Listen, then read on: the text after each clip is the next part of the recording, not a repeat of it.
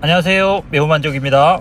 강력한 복병이 하나 나타났습니다. 캐스퍼 EV 폭 1600짜리 차는 이제 안 사겠다라고 다짐을 했는데 또 가격이 저를 또 멈추게 만드네요. 자, 레이 전기차를 팔고 나니까 제가 승합차를 받아오른 시점이 7, 8월이었는데 더 밀리게 됐습니다. 자, 23년식 아이오닉 5 재고차, 그리고 24년식 페리오닉 5 재고차, 그리고 중고 아이오닉 5 이런 식으로 보고 있죠. 요즘에 재고운익이냐 EV3냐 요거 고민 많으시죠? 이 와중에 캐스퍼까지 나와버리니까 참 더 고민이 많아지게 됩니다. 자, 부산모터쇼 저번주도 못 갔고 이번주도 못 갈 것 같네요. 그래서 내연 캐스퍼하고 요 일렉트릭 카달로그만 갖고 한번 제 생각대로 판별해 보도록 하겠습니다. 항상 생각하는 거지만 부족한 영상 봐주셔서 정말 감사드립니다.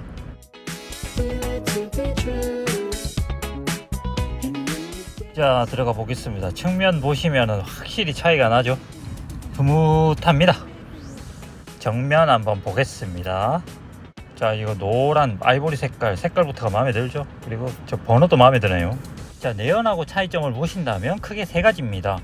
일단은 다이나믹 픽셀 라이트하고 중앙 그릴 부분이 막히면서 충전 포트가 생겼고, 턴 시그널 램프하고 이렇게 동그라미 이 네 방향으로 잘린 거, 그리고 아래 에어덕트 부분에는 이제 액티브 에어 플랩이 생기면서 검정색으로 이렇게 마감이 이쁘게 됐죠. 자, 디자인은 좋습니다. 디자인은 좋은데 아쉽죠. 이제 전폭이 아쉽잖아요, 그죠? 15mm가 아니라 150mm, 그러니까 15cm가 커졌어야 딱 맞는데 참 아쉽습니다. 이 1605의 경차폭이 구매를 포기하게 되는 결정적 원인이 아닐까, 그렇게 생각합니다. 또 뒤로 가볼게요.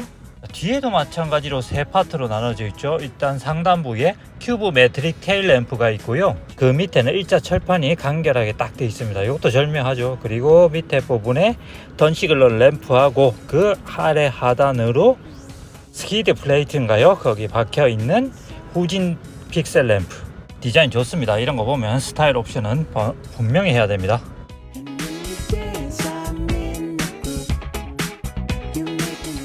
자, 재원 보겠습니다. 자, 길이가 3595에서 3825로 늘어났습니다. 그리고 축간 거리가 2400대 휠베이스에서 2580으로, 그러니까 레이가 2520인가 되는데 그거보다 더 길게 됐죠. 자, 길게 잡아 2600대 휠베이스에 토션빔이니까 방지턱 넘을 때 승차감은 그렇게까지 기대를 안 하시는 게 좋습니다. 방지턱 세게 넘으면 D가 날아갑니다. 자, 전폭은 아까도 언급했지만 1595에서 1610으로 15mm 늘어났는데 뭐 유의미한 차이를 보이진 않을 거고요. 외곽 사이즈 정도 커졌다라고 보시면 되겠습니다. 안에를 이렇게 기존 거랑 15mm를 안에를 늘릴 수가 없는 거죠. 자, 실내는 재원 끝나고 다시 한번 보도록 하고요. 이제 파워트레인을 한번 보도록 하겠습니다. 자, 참 전차였던 레이하고 비교하기 싫은데 이렇게 비교하게 됩니다. 비교군이 없으니까요. 레이하고 비교 한번 해보겠습니다. 자, 레이는 CATL의 LFP 배터리 35.2kWh 장착하고 있습니다. 자, 캐스퍼 일렉트릭은 인도네시아에서 만든다고 하죠. NCMA 배터리. 그렇게 NCM 배터리 중에서 그래 좋은 배터리는 아닌데 NCM이니까 이것도 괜찮은 배터리입니다. 거기다 용량도 49kW 넉넉하죠. 자, 용량하고 품질이 업그레이드 됐으니까 캐스퍼 일렉트릭이 배터리 부분은 훨씬 낫습니다. 저온 주행거리 확보도 캐스퍼 일렉트릭이 좀 더 낫고요. 자, 모터 출력이 레이는 64.3kW에서 캐스퍼 일렉트릭은 84.5kW로 상당히 향상됐습니다. 상당히는 아니지만 약간 향상됐습니다. 자, 영상의 표에 보시면 레이가 고속 연비가 4.4라고 돼 있죠. 근데 캐스퍼 일렉트릭은 고속 연비가 15인치인 경우에 4.9가 나옵니다. 자, 레이는 박스카의 큰 공간감이 장점이지만 고속도로 고속주행에서는 이게 바람의 저항을 많이 받는다 해서 엑셀을 놨을 때 감속되는 비율이 크거든요. 그래서 캐스퍼 일렉트릭은 큰 공간감은 없지만 레이보다 이게 100mm 낮은 천장고, 그리고 앞유리가 더 각도가 누워있죠. 그래서 공력 성능이 더 향상된 것 같습니다. 그래서 고속주행 같은 거를 봐서는 캐스퍼가 훨씬 낫습니다. 제가 레이를 타고 다닐 때 생각한 부분이 뭐냐면 전정을 필요 이상으로 이렇게 크게 뺄 이유가 있었을까? 한 100mm 낮췄어도 괜찮을 뻔했다 이런 생각도 했거든요. 왜냐하면 주행 가는 거리를 조금 더 늘렸으면 좋겠다 이런 생각을 했으니까요. 하지만 제가 캐스퍼하고 레이하고 공간감으로 비교해서는 확실히 저는 레이를 다시 선택할 것 같습니다. 자, 실내 공간 한번 보겠습니다. 실내 공간 보시면 다들 이제 걱정하시는, 자, 이거 루프가 낮아서 타고 내릴 때 불편하다, 그리고 밑에 배터리가 있어서 바닥도 좀 올라와 있기 때문에 타고 내리기가 좀 더 불편하겠다, 이 부분은 뭐 크게 그렇지는 않습니다. 자, 그리고 왼쪽 다리가 도어 트림 스피커 쪽에 걸린다, 그리고 오른쪽 다리가 센터 콘솔 쪽에 걸린다, 이 부분요, 이거는 좁은 전폭 때문에 어쩔 수가 없습니다. 이거는 경차라면은 걸리는 겁니다. 제가 타본 바로는 이게 다리를 좀 벌리고 타시는 분이라도 왼쪽은 그래도 괜찮아요. 오른쪽이 좀 여유가 있으면 좋은데, 센터 콘솔이 이제 가솔린에서 전기로 바뀌면서 컬럼 시프트가 적용됐지 않습니까? 그러면서 이쪽에 센터 콘솔이 변했는데 앞쪽으로 그러죠. 앞쪽으로 좀 들어가서 무릎 공간 확보가 좀 더 됐어요. 자, 그렇다고 저 센터 콘솔이 무릎에 안 걸리는 거 아닙니다. 시트를 아무리 뒤로 빼도 무릎에 걸리게 돼 있어요. 감안하시면서 타시면 됩니다.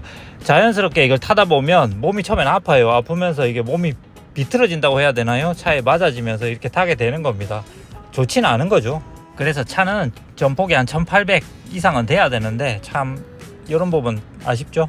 자, 프론트 부분이 구성이 재밌어요. 괜찮습니다. 이 핸들도 멋있고, 자, 10.25인치 디지털 클러스터 계기판하고 10.25인치 내비게이션, CCNC는 안 들어갔지만 이 정도만 해도 괜찮죠.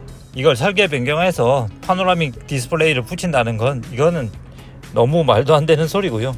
자, 센터 콘솔에 이게 인터페이스도 괜찮고요. 그 밑에는 무선 충전 패드 공간, 무선 충전 굳이 안 하고 여기 수납장으로 써도 되고, 그 밑에도 수납장이 하나 또 있죠. 그 밑에는 V2L이 또 실내 V2L이 들어가요. 앞쪽에 실내 V2L이 들어간다. 이게 참 좋은 거거든요. 좋습니다 이거. 자, 그리고 조수석에도 통풍 시트가 들어가죠. 운전석에만 이렇게 놔봐요. 운전석에만 있으면 어떻게 킵니까? 미안해서 이거. 그리고 저는 이게 양쪽 필러가 다 살아있다는 거, 이게 장점이라 생각하거든요. B필러에서 안전벨트가 시작돼서 이게 조수석 시트도 이렇게 견고하게 잡아주는 거, 그리고 불편하지 않죠. 시트에 안전벨트가 붙어 있으면 좀 불편해요. 자, 실내 구성은요, 저는 합격점 주고 싶습니다. 원래 이 차가 폭이 좁기 때문에 다리를 벌려서 운전 못하는 거, 요거는 이 차 폭으로는 원래 그런 겁니다. 안 돼요. 그냥 감수하시고 타야 되는 겁니다. 자, 이 사진은 조수석 쪽을 이제 앞뒤 다 폴딩한 거죠. 자, 이 사진으로 보셔도 이제 앞좌석과 뒷좌석 간에 이제 무릎 공간이 확실히 좀 많이 늘어났다는 거 느껴지시죠? 그래서 앞열하고 뒷열을 이렇게 폴딩하게 되면은 한 2100 나오지 않을까요? 제가 레이 타고 다닐 때 2100짜리 물건을 실어봤는데 그때 딱 들어가더라고요. 그래서 2열 공간은 괜찮을 것 같습니다. 2열 공간 괜찮을 것 같고요. 앞뒤로 이렇게 슬라이딩 되는 거는 옵션 무조건 하셔야 됩니다. 그리고 트렁크 공간 보시면 작아요. 원래도 작았는데 이게 깊이는 좀 깊었거든요. 그렇지만 앞뒤가 너무 짧아서 짐 싣기에는 정말 애매합니다. 그래서 평소에 뒷열을 그냥 앞으로 최대한 당겨 놓고 트렁크 공간을 좀 확보해서 다니시던지, 아니면 이게 루프렉이 있으니까 루프 박스를 좀 낮은 거를 올리셔서 그렇게 타고 다니시면 괜찮을 것 같아요. 저도 그렇게 할 생각이거든요. 자, 그리고 앞열 워크스루, 이건 아예 벤치 시트가 돼서 시트에 컵홀더가 묻혀 있죠. 그래서 공간이 좀 좁다고 하시면 쉴 때 같은 경우에는 이 벤치 쪽으로 이제 컵홀더 쪽으로 약간 타시는 게 더 편하게 쉬실 수 있을 것 같아요. 자, 그리고 뒷열은 이게 바닥에 중간에 터널이 없이 그냥 평평해졌다고 하는데 그 바닥 높이가 올라와 있어서 무릎이 이렇게 뜬다고 합니다. 자, 그래서 뒤에 타시는 분이 키가 크시거나 다리가 기시거나 하는 분은 이 차 비추드립니다. 자, 차는 길어졌는데 폭은 같고 사이즈가 좀 애매하죠. 이러면서 경차 혜택이 날라갔으니까요. 그래도 전기차 혜택이 또 내년에 또 연장되고 하면 뭐 크게 문제 없습니다. 자, 그리고 카탈로그에 몇 가지 나와 있는데 뭐 스타일 옵션하고 뭐 컴포트 같은 거, 그런 거겠죠. 그리고 결정적인 거는 이거 실내 V2L인데 이게 좀 가격이 할 것 같아서 걱정이네요. 현대 스마트 센스, 이거는 정지 재출발이 있으니까 이거는 무조건 해야 되는 거고요. 또 마음에 드는 것 하나가 급속 충전 속도가 10에서 80%까지 30분이라고 하는데 한 70kW 정도 되지 않겠습니까? 요거 참 마음에 들어요. 자, 주행거리 315km 차, 고속도로에서는 한 250 정도 넘겠죠. 그 정도 다니는 차를 이제 스마트 센스를 걸고 이렇게 고속도로 다닐 수 있다. 메리트 있습니다. 그죠? 중간에 쉬어갈 때 한 번씩 충전도 해가면서, 그것도 부담스럽지 않게 15분이면 뭐 반이 차니까요. 자, 캐스포 가솔린 터보 같은 경우에는 고속 주행 능력도 뛰어납니다. 이게 차가 괜찮게 만들었더라고요.